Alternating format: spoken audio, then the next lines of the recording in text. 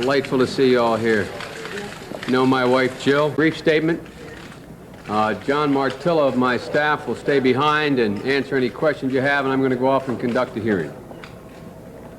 Would you close this door, please?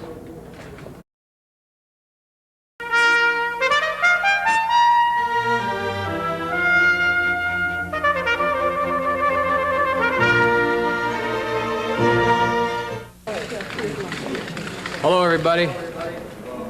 Delightful to see you all here. You know my wife, Jill. Brief statement. John Martillo of my staff will stay behind and answer any questions you have, and I'm going to go off and conduct the hearing. Would you close this door, please? 3.5 months ago, I announced my candidacy for President of the United States. And at that time, I did so because I believed, as I still believe now, that for 200 years, the persistent idea of our country that has characterized the journey of this nation has been that each generation has left behind a country a little bit better than the country that it inherited. I believed that then, and I believe that now. And I believed I could, and I still believe I will, make a difference in fulfilling that legacy. I know from campaigning that some of you are not as optimistic as I about the people of my age and what they're capable of, and those who are younger. I know that some cynics believe that people my age and those younger are short-sighted and selfish. Some are convinced that we no longer have that spark of idealism and compassion and conviction that marked the America of our youth.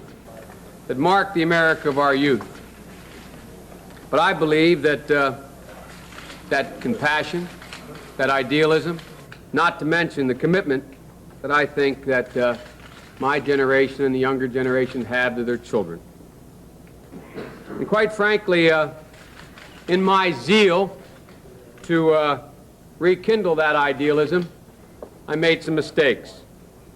But now, the exaggerated shadow of those mistakes has begun to obscure the essence of my candidacy and the essence of Joe Biden. And folks, I see my good friend Fritz Hollings over there. I've been here long enough to know when things start to move, when things like this begin to happen, it requires all of one's time, energy, and concentration to put it back on track. And it would require all of my time, my commitment in the weeks ahead. And then who knows? Maybe I would or would not be able to put it back on track. At the same time, somewhat coincidentally,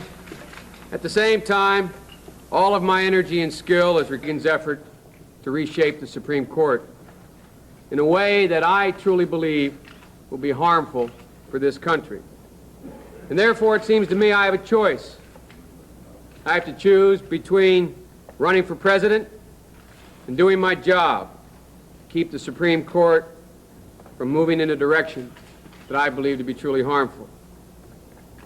There will be other opportunities for me to campaign for president, but there will not be many other opportunities for me to influence President Reagan's choice on the Supreme Court. And although it's awfully clear to me what choice I have to make, I have to tell you honestly, I do it with incredible reluctance, and it makes me angry. I'm angry with myself for having been put myself in the position of having to make this choice. And I am no less frustrated with the environment of presidential politics that makes it so difficult to let the American people measure the whole Joe Biden and not just misstatements that I have made. But folks, be that as it may, I've concluded that I will stop being a candidate for President of the United States. I learned several other things from this whole experience.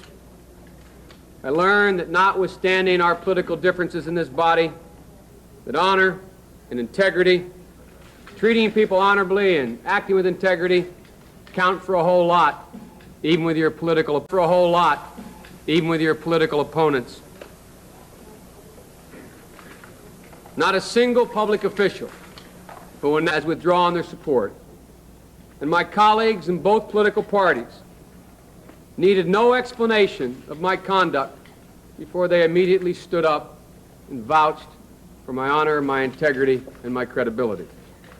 And those who taught me in school, law school, those who went to school with me, law school, high school, and grade school, also did the same exact thing, notwithstanding the fact I was not the valedictorian.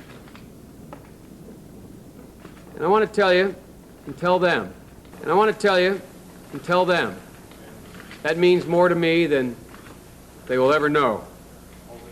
I also want to thank those to themselves to try to get me nominated this time, those who helped me raise money, those who organized Iowa and New Hampshire and other parts of the country, and those who have done everything from lick envelopes and travel thousands of miles on my behalf.